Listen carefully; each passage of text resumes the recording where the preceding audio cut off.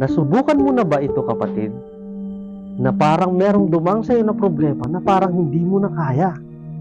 Pero alam niyo po, ang sabi po ng salita ng Panginoon sa Acts chapter 20 verse 19. Ang sabi po ng salita ng Panginoon, serving the Lord with all humility of mind and with many tears and temptation.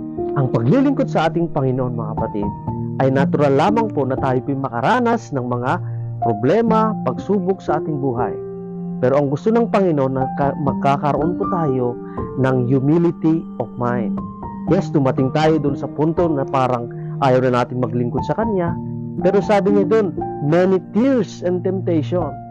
Kapag sumusunod ka sa Panginoon, marami pong luha, maraming mga temptasyon. Kasi nga ayaw ng dyablo na ikaw ay maglilingkod sa ating Panginoon. Pero dun sa kabila ng lahat ng iyon, dun sa mga problema, dun sa mga pagsubok, sa mga luha na dumating sa iyong buhay, ang kapalit nun ay blessing.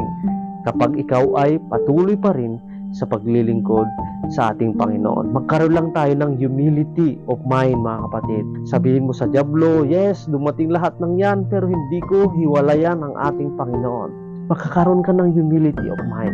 Kasi ang gusto ng Panginoon, mga kapatid, na tayo po'y lumapit sa Kanya na mayroong pagpapakumbaba. Hindi mo ma-enjoy yung paglilingkod, hindi ka magkakaroon ng saya, hindi mo ma-appreciate yung salita ng Panginoon kung meron kang pride sa buhay mo.